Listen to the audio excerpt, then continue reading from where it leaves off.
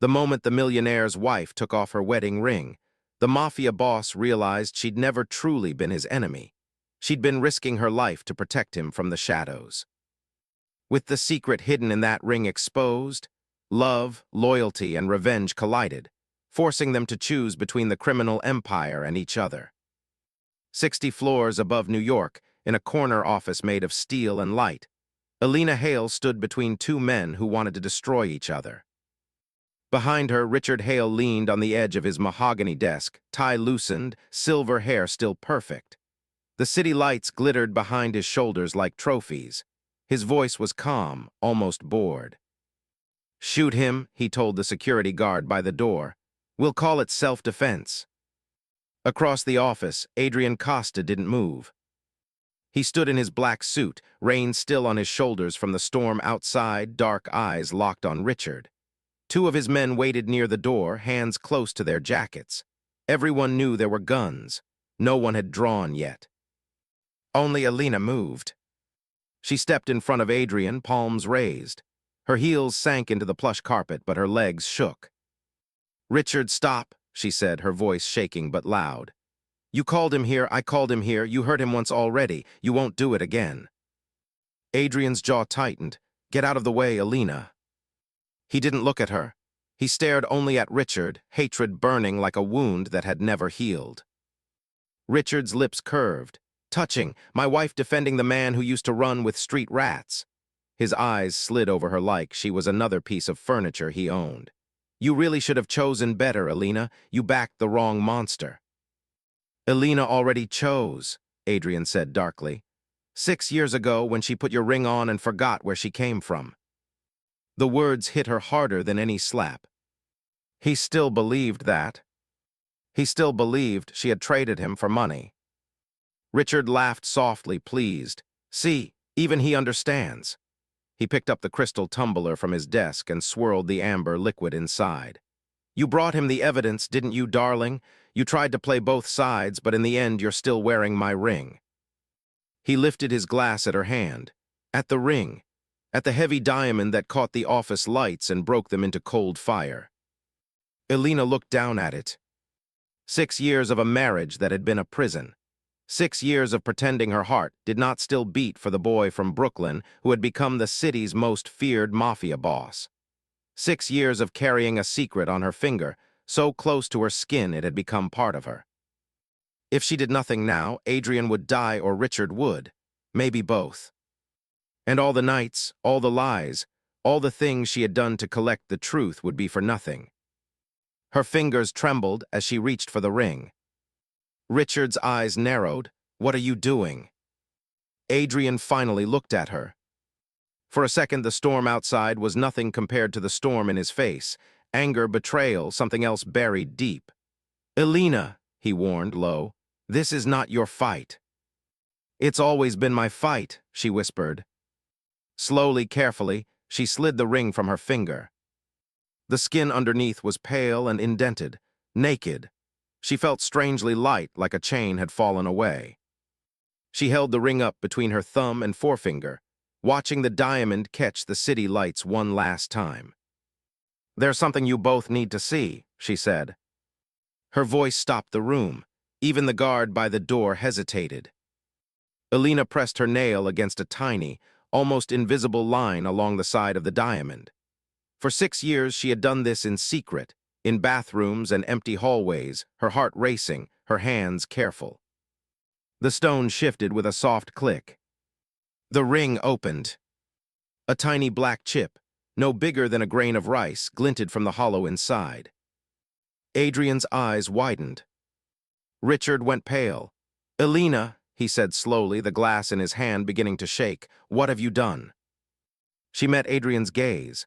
For the first time in years, she let him see all of it: fear, love, exhaustion, defiance.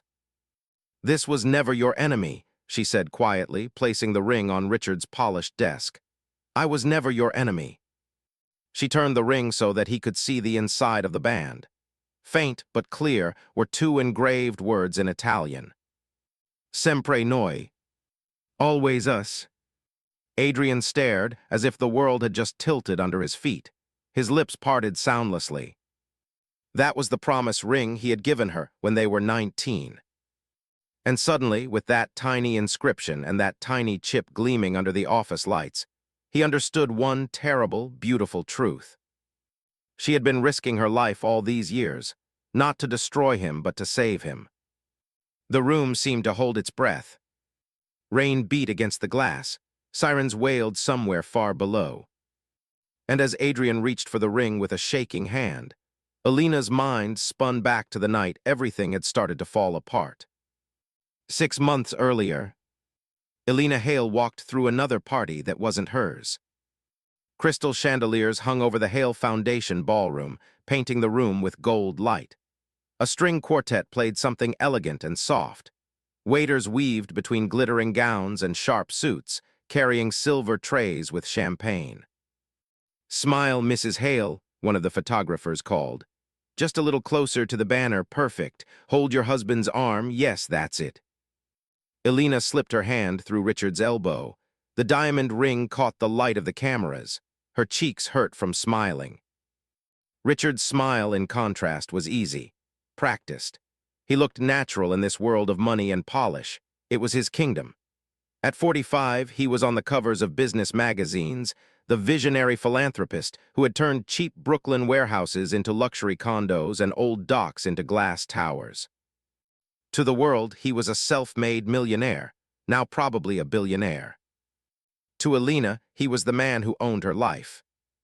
Richard patted her hand, then turned to the cameras. "We're honored to host this year's Children's Future Gala," he said. "Hale Enterprises believes every child deserves opportunity, especially kids from neighborhoods like the one my wife grew up in. Isn't that right, darling?" He turned his head just enough to make it look affectionate. Elena gave the pretty, empty laugh she had been trained to give. "That's right," she said, making her accent softer, more neutral. "I'm grateful we can help." The cameras loved it. A former poor girl from Brooklyn, now dressed in a pale gold gown, standing on the arm of a powerful man, giving back to the community. It was a story people liked. They didn't see the way his fingers tightened on her arm, not enough to bruise, but enough to remind. Too tight and he might leave a mark. Marks were messy, difficult. Elena knew what he wanted without him saying it. She kept smiling. After the photographs, Richard moved away to greet a hedge fund manager. The moment his hand left her arm, Elena's shoulders dropped half an inch. She checked the time, 8:15. The important guests would start arriving soon. The donors, the politicians, the people whose money kept the Hale empire growing. And one guest who wasn't on the official list, but whose name had been whispered all week in Richard's office. Adrian Costa. Elena had heard the name before years ago, on the news, in police reports, in the darker corners of her aunt's bar in Brooklyn when people spoke about the Costa family and lowered their voices. Now he was the last piece Richard needed for his newest project. A $2 billion casino on the waterfront, dressed up as entertainment complex, and jobs for the community. Richard had spent months pushing through permits and zoning approvals.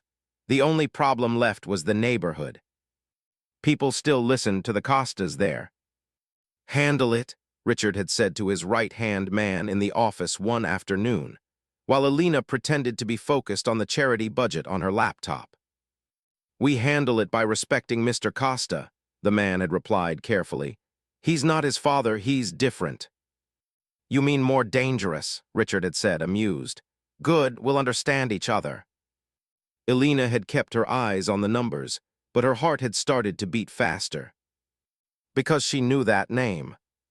Not from the news, not from rumors. From a summer on a Brooklyn rooftop. From a first kiss that tasted like cheap cola and stolen strawberries. From a silver ring given with shaking hands. Adrian. Her Adrian. He couldn't be the same man. It had to be coincidence. Costa wasn't such a rare name. But still, all week something cold had sat in her stomach. "Mrs. Hale." She turned. Her assistant Mia hurried up, tablet in hand. Mia was 22, smart, always nervous around Richard but kind to everyone else. "The senator's car just arrived," Mia said, And the city council president is 5 minutes away. Also, the other guest security team is here, the private one. Her voice dropped on the last words. Elena forced her breathing to slow. Where is Richard? In the lobby. He asked you to meet the Costa delegation at the back entrance. He said it would be a good public show of unity. Of course he did. Elena smoothed her gown with hands that weren't entirely steady. All right, I'll go. She walked through the ballroom and out into the side corridor, where the music became a muffled hum. The air felt cooler away from the bright lights. Her heels clicked softly on the marble floor. At the far end, 2 of Richard's security guards waited by the service door. Their jackets were a bit tighter tonight, their eyes sharper. Beyond the glass, black cars were lined up next to the hotel's loading dock. Her heart pounded so hard she could feel it in her throat. He won't be him, she told herself. It's been 7 years, people move on, people change. But as the door opened and a tall man stepped in, rain on his shoulders, Elena knew. He had changed, but he was him. Adrian Costa. He was no longer the lanky boy in faded jeans who had sketched buildings in a battered notebook. He had grown into his height, his shoulders wide under a tailored black suit that fit like it had been made for him, which it probably had. Dark hair, once too long and falling into his eyes, was now cut short and neat. The tattoo she remembered crawling up the side of his neck was hidden by his collar. But his eyes were the same, deep brown, almost black, intense, watchful. They landed on her, and the world narrowed to that single point. For a second, everything went silent. The noises of the hotel, the hum of the air conditioning, the distant music, the murmur of voices, faded. Elena, he said softly. Her name in his mouth hit her harder than any shout. She swallowed. Mr. Costa, she replied, formal, her voice steadier than she felt. Welcome to the Hale Foundation Gala. For a split second, pain flashed across his face. Then it was gone, replaced by a lazy, cold kind of smile. Mrs. Hale, he corrected softly, glancing at the ring on her hand. Congratulations, you traded up. The words cut. Heat rose up her neck. She forced her shoulders back. This way, she said, refusing to let him see how much he'd hurt her. The other guests are waiting. He walked beside her down the corridor, his body radiating a quiet, dangerous kind of energy. There were 2 men behind him, built like walls, scanning everything. So, Adrian said lightly, how have you been? Enjoying the view from the top? She kept her eyes forward. It's a lot of charity work and meetings, not as glamorous as the magazines make it look. Still better than counting tips at your aunt's bar, no. He said it casually, like he was talking about the weather, but she heard the accusation under the words. You wanted this, you chose this. I don't work at the bar anymore, she said stiffly. My aunt sold it. Because your husband bought the building and turned it into condos. There was a rough edge in his voice now. I read about it. Urban renewal. Elena stopped. They were alone in the corridor. The guards had fallen back. The noises from the ballroom were a soft buzz. She turned to face him. You don't know anything about my marriage. I know enough, he said, stepping closer. The air seemed to tighten. I know you disappeared on me right before my trial. I know 2 months later you were on the arm of the man whose lawyers helped put me away. That's a story even I can follow. Anger flared through her, hot and bright. You want to talk about disappearing? You vanished for a year before that. No calls, no letters, only news reports about the Costa family and gunshots in the neighborhood. He flinched just a little. I was trying to fix what my father broke. And look where that got you, she said. For a moment, neither of them looked away. 7 years of silence hung between them, thick as smoke. Then the ballroom doors opened at the other end of the corridor, and Richard's voice floated out. There he is, he said, walking toward them with his politician smile. Mr. Costa, thank you for coming. The spell broke. Adrian stepped back. His expression turned blank polite. He held out his hand to Richard. Thank you for the invitation, he said smoothly. Richard shook it firmly, his eyes bright. We have a lot to discuss, but first let me show you how the other half lives. He laughed at his own joke. Elena slipped back into her role as hostess. She smiled. She walked. She introduced. She posed for more photos, standing between her husband and the boy she had once loved, now a man with a reputation that made city officials nervous. All the while, she felt Adrian's gaze on her. Cold, angry, and under it all, something that hurt to recognize. He still cared. It would have been easier if he didn't. Later that night, after the speeches, the auctions, and too many fake laughs, Elena escaped to the roof terrace. The air was cool, damp from an earlier rain. The city lights spread out below, a sea of gold and white. She leaned on the stone railing, closed her eyes, and let herself breathe. Her feet ached, her face hurt. The tightness in her chest had not left all evening. Running away from your own party. She spun. Adrian stood by the terrace door, hands in his pockets. The wind tugged at his jacket. The city lights made sharp lines on his face. The automatic lock clicked as the door closed behind him. They were alone. I needed some air, Elena said, turning back to the view so she didn't have to look at him. The dress is tight. You always hated tight clothes, he said. You used to change into sneakers the second you left school. Memories flooded her without permission, sneaking out of class with him to eat pizza by the river, his jacket around her shoulders on cold nights, his fingers ink-stained from drawing. She wrapped her arms around herself. That was a long time ago. 7 years, he said quietly. Not so long. He walked closer, his footsteps soft on the stone. Tell me something, he said. Did you love him from the start, or did you learn to? She stiffened. That's none of your business. No, his voice was low, almost gentle, but she could feel the tension underneath. You were making it my business when you sat in that courtroom and glared at me like I'd killed someone. I was scared, she snapped, turning to face him. They were saying you ran guns for your father, Adrian, that you ordered a beating that put a boy in the hospital. They were saying you were just like him. And you believed them. I didn't know what to believe. Her voice rose, then dropped when she remembered where they were. She took a breath. You wouldn't talk to me, you kept shutting me out. You said it was safer if I didn't know. He was silent for a moment, his jaw tight. I was trying to keep you away from that world, he said finally. From my father, from his enemies. Well, congratulations, she said bitterly, holding up her left hand. The diamond flashed in the city lights. I ended up in another kind of world instead. He stared at the ring, his eyes dark. Why him, he asked softly. Of all people, why Richard Hale? Because he offered me a way out, she said before she could stop herself. The words hung between them like a confession. A way out, Adrian repeated slowly. Out of what? She turned back to the view, her throat tight. You have your secrets, Adrian, I have mine. Did he threaten you? He asked quietly. Your family. The way he said it made her chest ache. He still remembered. The little apartment, her mother with tired eyes, her younger brother borrowing Adrian's old textbooks because there was no money for his own. She shook her head once. My family is fine. Fine was one word for it. Her mother lived in Florida now, her health paid for by Hale Foundation medical grants. Her brother, Diego, studied engineering at NYU on a scholarship that bore Richard's name. All of it could disappear if she misstepped.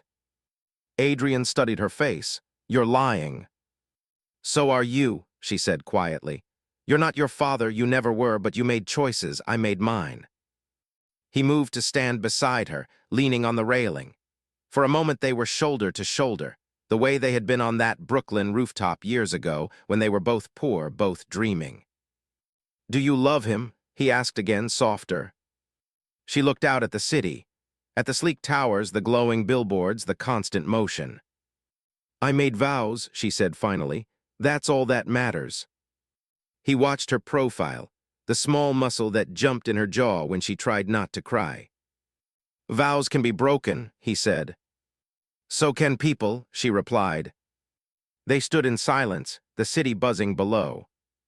After a while, she said, Why are you really here, Adrian? You hate men like Richard. You called his developments vampire buildings once. You said they sucked the soul out of the neighborhood. A ghost of a smile touched his lips. You remember that? I remember too much, she muttered. He looked back at the city. I'm here because the neighborhood is changing whether we like it or not. If I don't sit at the table, someone worse will. At least with me, there's a chance to protect some of the people who have been there from the start. And the casino, she asked, you think that'll help them? His voice hardened. I think it's better they gamble at a place where my men can make sure no one breaks their legs over a debt. She flinched. The casual reference to violence scraped against the part of her that still wanted to believe he was different. You're not the boy I knew, she said. He turned his head. And you're not Sophia from 4B anymore. Sophia was her given name. She hadn't heard him use it in years. Richard preferred Elena the way it sounded in English, smooth and useful, like any other socialite's name. Something nostalgic and sharp rose in her chest. Maybe we both died, she said quietly, and these are the ghosts. A door opened somewhere inside. Voices drifted onto the terrace. Music swelled as the band changed songs. Adrian straightened. Your husband is looking for you. She turned. Through the glass doors she could see Richard on the far side of the ballroom talking to a senator, his eyes scanning the room. Adrian stepped back, his face closing. Enjoy your party, Mrs. Hale, he said. Enjoy your deal, Mr. Costa, she replied. He left without another word. Elena stood alone on the terrace for a long time, the city lights blurring as tears finally slipped down her cheeks. On her finger, the ring felt heavier than ever. 2 weeks later, Elena sat in Richard's office in the Hale Tower, watching numbers slide across her computer screen. She was supposed to be reviewing the foundation's finances. Donations, outgoing grants, perfect, shiny things for the press releases. Instead, her eyes kept drifting to a different file. Casino project, private. It had appeared in the shared drive the day after the gala. Locked, restricted. She wasn't supposed to have access. But Elena had learned to move quietly in this world. Richard's passwords followed a simple pattern. Their wedding date, the name of his first company, his favorite yacht. She waited until his assistant left for lunch. The door clicked shut. The office fell silent except for the faint buzz of the city outside. Elena slipped on her noise-canceling headphones, not connected to anything. If anyone walked in, it would look like she'd been listening to music. She typed the password and opened the file. Numbers filled the screen, hundreds of lines moving from one account to another. Offshore banks, shell corporations, strange names she didn't recognize. But the amounts... Her heart sped up. She scrolled. There, buried in the list, was something she did recognize. Costa Holdings, LLC, consulting fee $3 million. Consulting fee, she almost laughed, as if anyone believed that. She kept reading. L.A. Rioja Imports Security Services, $1,200,000. That one made her stomach turn. La Rioja was the shipping company the news had linked to a series of disappearances on the docks last year. These weren't just business deals. This was the dark web of money that moved under the city's polished surface. Drugs, gambling, maybe worse. Her hand moved unconsciously to twist her ring. The ring. Most days she tried not to think about what it was, how she had turned a symbol of love into a weapon. How it had started 3 years into her marriage, when she'd overheard Richard on the phone to someone she later realized was the city's police commissioner. The way he had laughed about fixing an investigation. The way he had said, I have a pet judge on that case, don't worry. Fear and anger had mixed in her chest. She had gone to the bathroom, locked the door, and stared at herself in the mirror. Was this what she had traded her life for? A shinier kind of corruption. That night she had called an old friend from the neighborhood, Maya Chen, now working as an investigator in the district attorney's office. Hypothetically, Elena had said, hands shaking, if I wanted to record things in my house, safely, how would I do that? Maya had been quiet for a long time. "Are you in danger?" she had asked. "Not directly," Elena had lied, "but people I care about might be." Maya had met her a week later in a crowded coffee shop, pressing a small velvet box into her hand under the table. "The chip is inside," she had whispered. "It records audio when you tap the stone twice. Battery lasts about 6 hours. You'll need to transfer the files to a secure drive every few days." Inside the box was a plain silver band with a small, dull stone. Elena had gone to a jeweler the next day and asked him to remove the diamond from her wedding ring and set it into the silver band instead. "It will be more comfortable," she'd said. The jeweler hadn't asked questions, money-closed mouths. Richard had barely noticed the change. Now in his office, Elena tapped the stone lightly with her thumb. A tiny vibration told her the chip was recording. The door opened. She minimized the file, heart in her throat. Richard walked in, followed by his chief of staff, a thin man named Harris whose smile never reached his eyes. "Cancel the lunch with the councilman," Richard said, loosening his tie. "Tell him there was an urgent matter with the hospital board." Harris nodded, tapping on his tablet. "And Mr. Costa?" "Put him through in here," Richard said. "No one else on the line." He glanced at Elena. "You can stay. You handle the foundation books. You might as well understand where some of the money comes from." He smiled, as if including her was a gift. Elena's mouth went dry. Harris left. A moment later, the desk phone lit up. "Mr. Costa on one," the assistant's voice came through the intercom. Richard pressed the button. "Adrian," he said smoothly, "how's our favorite neighborhood king?" Elena's heartbeat pounded in her ears. "Busy," Adrian's voice said from the speaker, deeper than she remembered, edged with something darker. "Your petition for the zoning variance went through." "Wonderful," Richard purred. "You see, I told you the councilman would come around." "He came around because my cousin had a talk with his brother," Adrian said bluntly. "Don't rewrite history, Hale." Richard chuckled. "Everyone gets what they want, is that the point?" Elena stared at the phone, bile rising in her throat. "Let's talk numbers," Adrian said. "My people are risking a lot for this casino. The split you offered is unimpressive." "You'll get your share," Richard replied, "and a chance to wash some of your less presentable cash. I thought that was of interest to you." There was a brief silence. "Careful, Richard," Adrian said softly. "You're starting to sound like you think you're untouchable." "I am untouchable," Richard said, smiling. "That's why you're on the phone with me instead of blowing up my construction site. You know where the real power is." Elena's hands clenched on her lap. "I know whoever has the most secrets wins," Adrian replied, "and I keep mine closer than you think." "Then we understand each other," Richard said.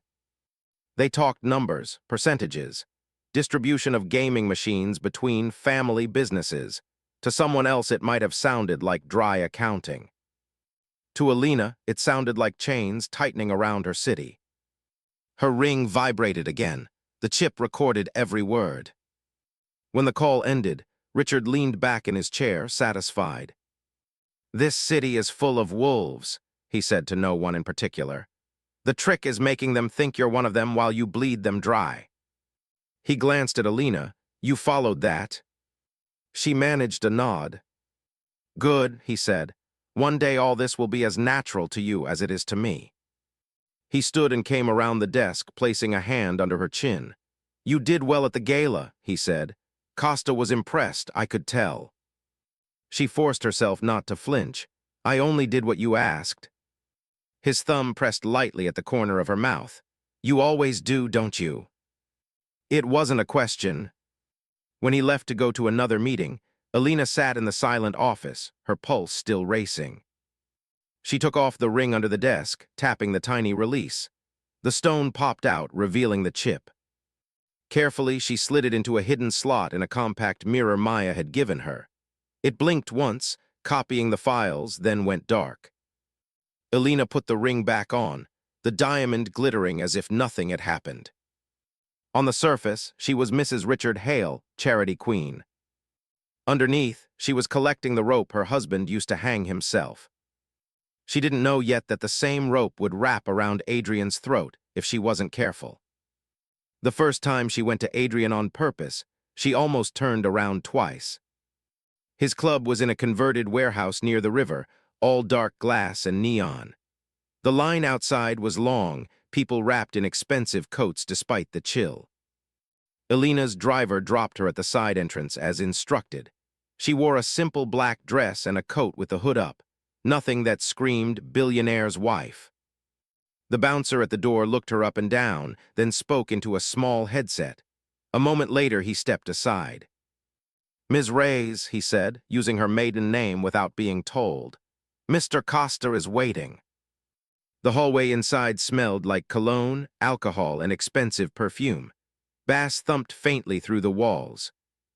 Elena's palms were damp. She kept her ring hand loose at her side. Tonight wasn't about recording, it was about warning. Adrian's office was on the second floor, overlooking the dance floor through a one-way window. The door opened before she could knock. He stood there in a dark shirt, sleeves rolled up, veins visible at his forearms. The sight made her chest tighten in a way she tried to ignore. "Twice in 1 month," he said, "people will talk." "I wouldn't be here if it wasn't important," she replied. He studied her for a moment, then stepped aside. The office was surprisingly simple. A desk, a sofa, a small bar cart. The wall facing the club was entirely glass, tinted so he could see out but no one could see in. Music pounded below, lights flashing over the crowd. He poured a drink, took a sip, and leaned against the desk. "So, did your husband send you to negotiate on his behalf? That would be interesting." "He doesn't know I'm here," she said. That got his attention. His eyes narrowed. "Then why are you?" She took a breath. "Because Richard is going to betray you," she said. "If you go through with the casino deal, he's setting you up to take the fall for everything. The money laundering, the bribes, all of it." His face didn't change. "You've been reading too many crime novels." "I've been reading his files," she snapped. "I've heard his phone calls, the ones where he laughs about the street thugs who are too dumb to realize they're just useful cover." Silence. Adrian set the glass down slowly. "You've been spying on your husband." "For months." "Why?" "Because I missed you. Because I was tired of pretending. Because I wanted to believe someone could still get justice in this city." "Because someone has to," she said instead. He moved closer, his gaze searching her face. "What's your angle, Elena?" he asked quietly. "You hate him fine, but why warn me? Last I checked, I was the villain in your story too." "You're not innocent," she said, "but you're not like him." His jaw tightened. "You don't know what I've done." "I know you used to walk my brother home from school so the older kids wouldn't steal his backpack," she shot back. "I know you spent your first paycheck buying your mother a washing machine so she wouldn't have to carry laundry to the laundromat anymore. I know you hated what your father was, even when you tried to fix his mess." He stared at her, something raw flickering in his eyes. "And you married the man who made sure I went to prison anyway," he said. Her throat closed. "You think I don't know what that cost you? You think I don't wake up some nights hearing the cell doors slam?" He froze. "How would you?" "Because I was there, Adrian," she whispered. "Every day of your trial, sitting in the back where you couldn't see me, because Richard made sure of it." The shock on his face was almost painful to look at. "What?" "He told me if I showed you any sign in court, any sign at all, that I still cared, he would pull the money from my mother's treatment and Diego's school, that he would let the neighborhood take care of itself." Her hands trembled. The words spilled out, years of silence cracking. "You think I married him for fun? For the penthouse? I married him because by then you were in too deep, and he was the only one offering a way to keep the people I loved alive." Adrian's breath came faster.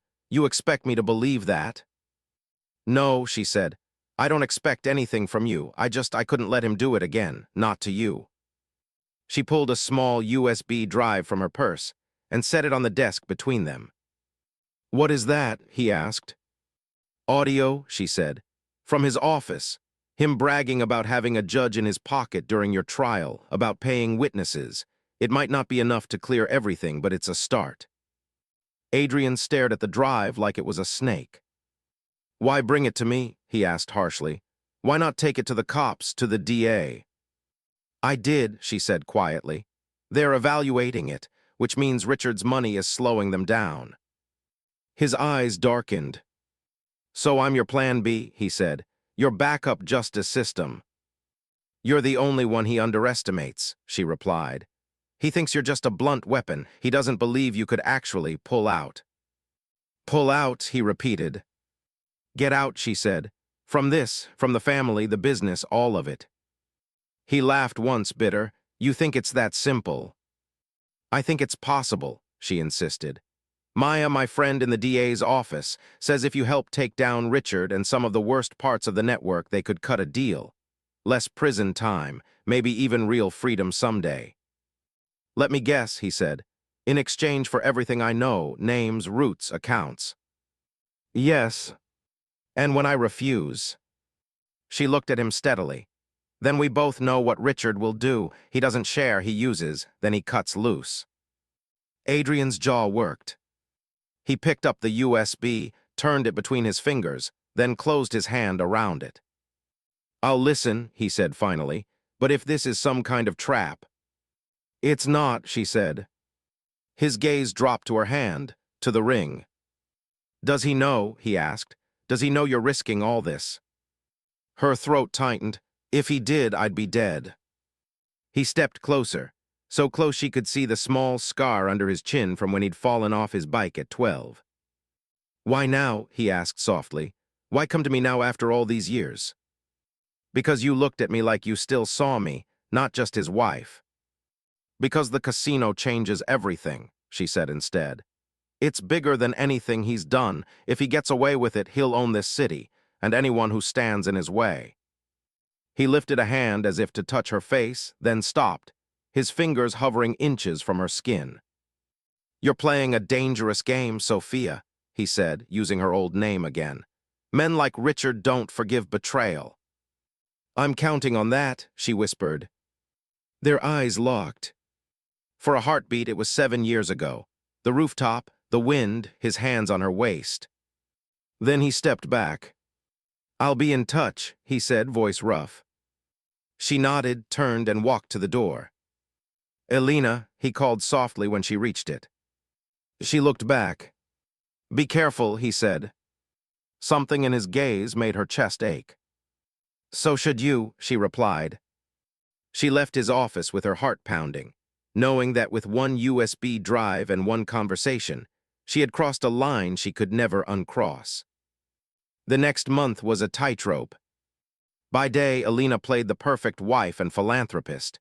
She chaired meetings, spoke at schools, cut ribbons at new community centers funded by the Hale Foundation. By night, she met with Maya in parking garages and quiet diners, passing tiny chips of information from her ring. Bank transfers, phone calls, names. Maya's dark eyes grew more troubled each time. This goes deep, she said one night, flipping through photos of documents Elena had recorded. Not just Richard, judges, cops, politicians. Your husband isn't just rich, he's a spider in the middle of a web. Can you bring him down? Elena asked, voice low. Maybe, Maya said, but we need more, enough that when we move we can't miss. Otherwise he'll slip out and come for whoever tried. She didn't have to say who that was. At the same time, Elena's path kept crossing Adrian's.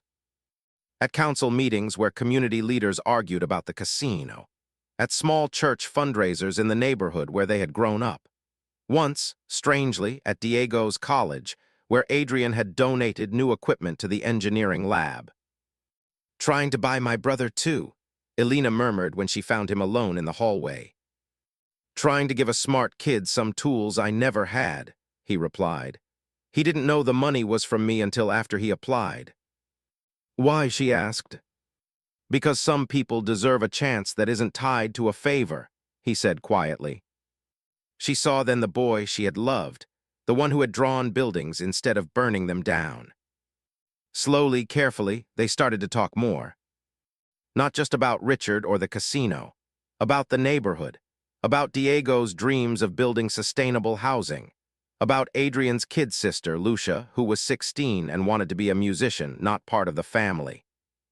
One afternoon, Elena met Lucia by accident at a cafe near the river. "You're her," Lucia said wide-eyed when Adrian introduced them. "The girl from the stories." "Lucia," Adrian warned. But the damage was done. Elena's eyes widened. "Stories." He looked almost embarrassed. "She means the past. Kids exaggerate." Lucia grinned.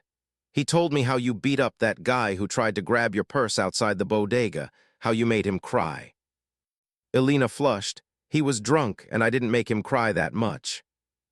"Enough that he never came near you again," Adrian said, a hint of pride in his tone. Something warm curled in her chest. Lucia leaned over the table. "Can you please talk some sense into him about the family business? He thinks he has to keep everything going because of legacy. It's stupid." "Lucia," Adrian repeated, but his eyes were soft. "Maybe," Elena said, looking at him. "He just needs a reason to believe he's more than his last name." Their gazes held. The air seemed to thicken. Lucia cleared her throat loudly. "Okay, wow the tension, I'm gonna go get a muffin or 10. She bounced away, leaving them alone at the table. "I didn't tell her about you," he said quietly once his sister was out of earshot. "She heard enough from other people. The neighborhood remembers." "The neighborhood remembers you as a hero," Elena said. "The boy who stood up to the drug dealers on the corner. The kid who fixed Mrs. Alvarez's sink for free because her grandson kept promising and forgetting." His mouth twisted. "They forget the